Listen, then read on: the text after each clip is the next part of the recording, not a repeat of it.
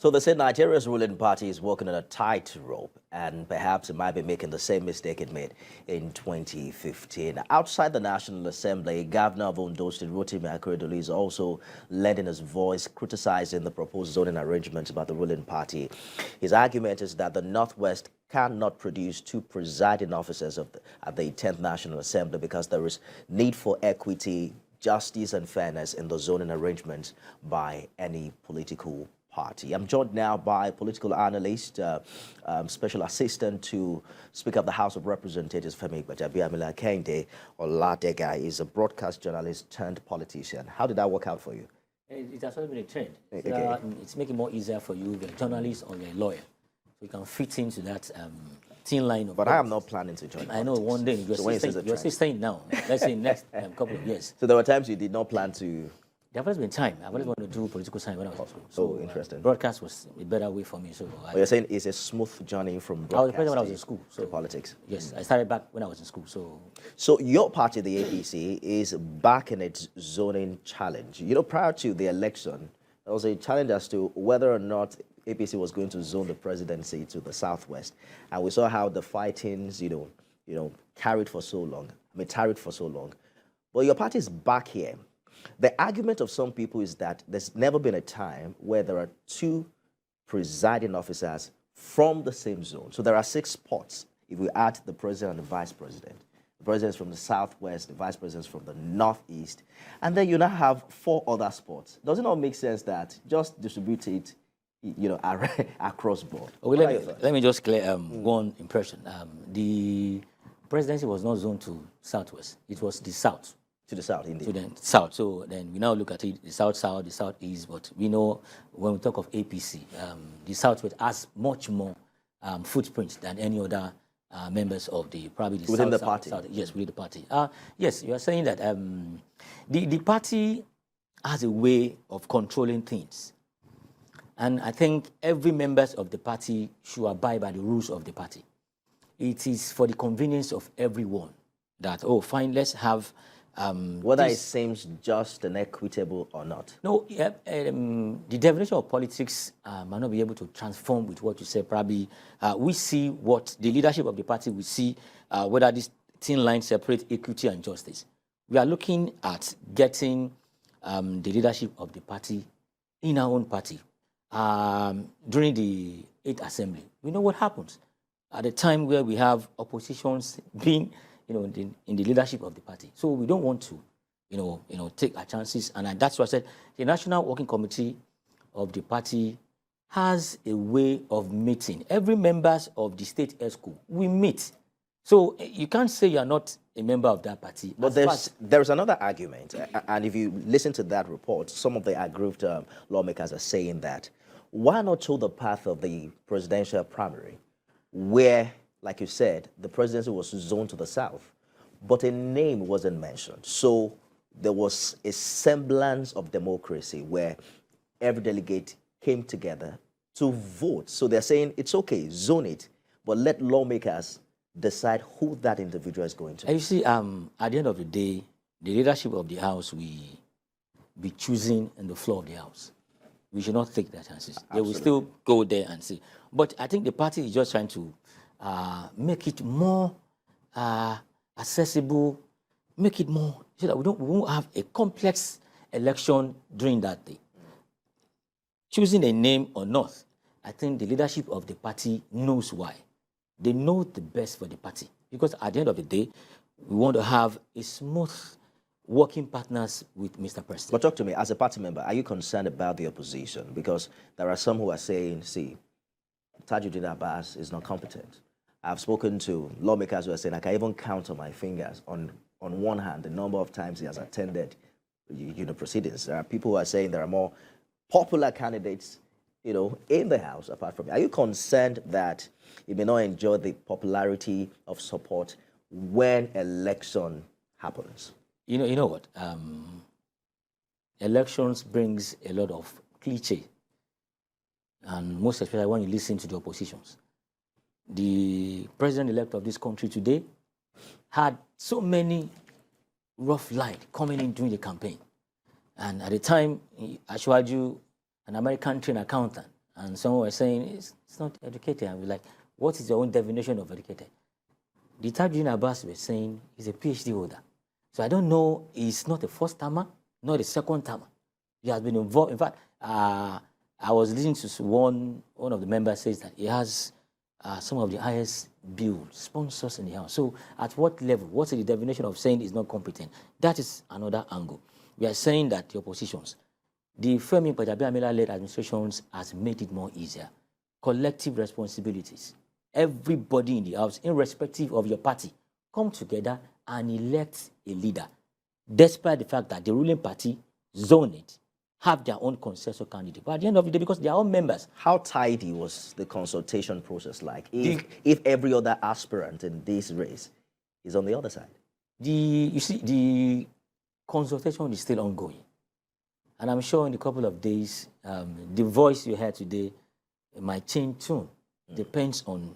You are optimistic? Of course. That will happen? Of course. Okay, so let's talk about... family affair. Let's talk about your principal, because you just mentioned him now. You know, some reports have it that Tajuddin Abbas is Gbajabiamila's preferred candidate. That's an open secret, right? No, let me say this. Tajuddin Abbas is the candidate of the party. Gbajabiamila is a member of the party. Gbajabiamila will never go astray. You're saying that as Speaker of the House, he did not have a say in the decision of the party? The National Working Committee of the party pronounced the consensual candidate, not the leadership of the House. So at the end of the day, it is still the House. The party is a larger house where irrespective of who you be, probably the president, we are all members of the party. So I may not agree with that. The National Working Committee of the party came out with a consensual candidate. And I'm sure my boss that we know will never go, contrary to what the party will go. Because what we're hearing from the other side is that we are going to reject the imposition of a candidate by the Speaker. Yes. The word by the Speaker. Yes. The last time I checked, I never saw my boss coming out to pronounce anybody as a preferred candidate or probably the consensus. What we had was that the National Working Committee of the party came out, and I said it, the National Working Committee of the party, because every state has a representative in the larger ESCO. So there's no way, it's either your state ESCO, either is the welfare, like in Lagos is the youth, so everybody is there. It is a collective responsibility, collective decision of the party at the larger forum that pronounced the consensus candidate of the party. You know, the challenge this time is that the APC doesn't have the statutory 182 seats needed to determine who the next speaker is going to be. So it is forced now to work with opposition that even has a larger number. How do you see that play out, given the fact that your party is not even united behind its chosen candidate? You see, the National Assembly, let me limit my scope to the Green Chamber now. And I know what is obtainable in the Green Chamber is also obtainable at the Red Chamber. It is not the house of the APC.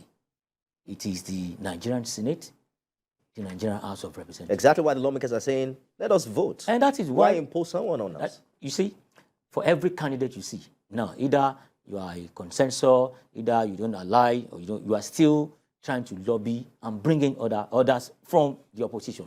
And I'm sure the Tajuddin Abbas will not rely solely on the pronouncement of the party. They will also, he has been in the house for a very long time. He has friends too. He has friends in the house. Friends as a first timer, second timer, third timer. So he has friends in the house. And I'm sure he will also be bringing other people from the opposition to his own camp.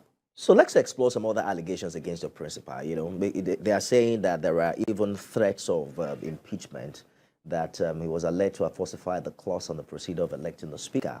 According to this allegation, there's a doctored document provided by the House presiding officers that the House presiding officers will now be elected by an open ballot system, as against the existing rule of. I think that that question will be best answered by the spokesperson of the House of Representatives, because it has to do with the House. You are not aware that that has Of course, I'm not aware. Okay. It has to do with the integrity of the House. So I think he should be in the best. Well, will you be surprised to see the 10th Assembly, voting using an open ballot system as against what the tradition has been? I think the House has its own rules, and you cannot operate anything outside the rules of the House. And I'm sure if there are precedents before now, and I guess the leadership of the House knows best. They know what is obtainable. They know what is right within the conduct of the party and also with the constitution of Nigeria. And I'm sure the House will always abide by that. So some names have been put out there for the office of the Chief of Staff because everyone is, contemplating on Buhari, waited for 6 months before bringing out a list of his ministers. So many people are hoping that Ashwaju will do better this time, given the time he has. I mean, the privilege of hindsight, seeing how it played out 7 years ago. And, some have even mentioned your principal's name, that is already functioning in that role. What can you tell us? This is what I'm going to say. The office of the Chief of Staff, only one person can pronounce it, and he's the President. The President-elect. So the President-elect. So I think we should give that, let's give that responsibility. You have no information whether it's been considered for the role? I don't have it. There are so many information on ground, especially when you read on social media. There are so many names coming up and all that. The last time I checked, my boss is still the Speaker of the Federal House of Representatives. For me, the President-elect knows who is going to function well in that office. So whoever he chooses. The implication of choosing a sitting lawmaker would mean that the seat will be declared vacant. And, is your party concerned? I mean, but personally, are you concerned, seeing how election went in Surulere, the possibility of APC losing? We can't lose in Surulere. We can't lose. We are, in the last 20 years, we have never lost that seat in Surulere. In fact, in the last election, we got back the constituency too. Honorable Lanre Okola and got back his mandate. You sound very confident because, if we had this conversation before election, you would have, also said that APC couldn't have lost in Lagos. Yes. In the presidential election. In the presidential, so many things play off. So many things play off. Let me tell you, in my own ward, I'm from Agboyi in Koshofe. We recorded 1,148 for Ashwaju Bola Ahmed Tinubu. Labour Party had 22, PDP had 52. That is in my own ward. In my own unit, you could see how it went. So many factors came in, religious, ethnicity, and all that. But because the election was extremely free and fair, it was the best election we ever had. We had new turnout voters who have never voted. And we know the spring of the younger generation came out and have their votes. And at the end of the day, they won the election. Labour Party won. But we know what happens 18 days after. Lagos got back the state for the governor. It is the reality of election that places so much burden on winners of this election to prioritize unity, seeing how divided Nigerians have been through the polls. So the expectation is high that your party, for instance, will show a semblance of fairness in how it distributes this thing. But let's talk about how zoning arrangement has torn the PDP apart prior to this election. The bigger you become, the more possibility of being torn apart if you don't agree on things like this. What options do you see before your party?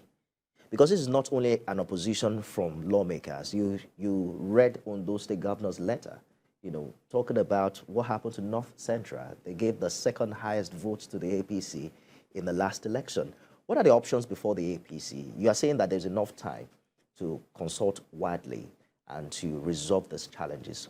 What do you think your party must do differently? 24 hours is a very long hours in politics. 24 hours, a lot of things will be done, a lot of things will be updone. So that aside, it's a family affair. It is party, it is a political but party. It's on television now, so it's everywhere. You can't call it a family affair. No, of course. I'm saying at the end of the day, it's still the family affair. We are not going to call in the PDP to come and settle probably our own crisis. It's not, it's not even a crisis. It's just an issue that will be straightened out. And I know the leadership of the party across Nigeria, with due respect to His Excellency Governor Akeredolu, I know in a couple of days, a lot of things will happen. I know he's a man, he's a lawyer, he's a man who believes so much in the democracy that we have today. He participated, he fought for it, he knows what is obtainable, and I'm sure things will be done. The leadership of the party will address that, and this current dispensation, the vice president of the country is from the southwest. The speaker is from the southwest. So it happens that way too. I'm wondering, how did you think that played out in 2019? Did it matter this much? Of course, you see, we tend to take something away that at the end of the day, we are talking about the majority. It is the ruling party, APC, the ruling party. In the House, they have a different slogan. Collective responsibilities, they bring everybody on board. And at the end of the day, we are going to have the leader of the House, the deputy speaker, so many principal officers will be. So if you can't be the speaker, it is possible you might be the leader of the House. It is possible you might be the chief whip and all that. There are so many things that will still come in within the leader of the House. Do you foresee an intervention, from the president-elect himself? Of course, at the end of the day, they are going to work with Mr. President to have a smooth administrations. No president will neglect the influence of the National Assembly, both the green and the red chamber. So we've learned a lesson when the likes of the former Senate President, Bukola Saraki, came in. We know how things were not so smooth for the current president of the country. So, and I'm sure we have learned our lesson. So at this time, and I know Ashwaju Bola Ahmed Tinubu, being a former senator, is going to be the first most experienced politician to become Nigerian president-elect.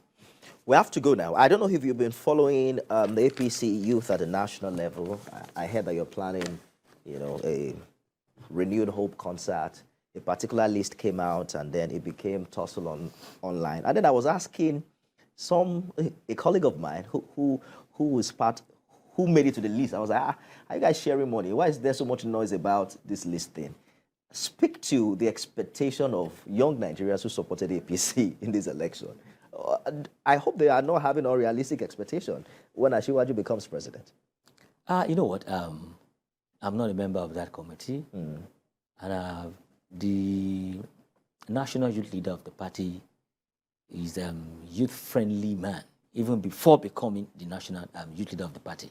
Anything that has to do with youth-oriented actions in the party, and I think it is best addressed by the national youth leader of the party. And I know even in Lagos State, the youth leader of the party, Seriki and others, will come up and find a way. I've heard that noise too, and I'm sure it's being worked on. I say how you competently shied away from the question.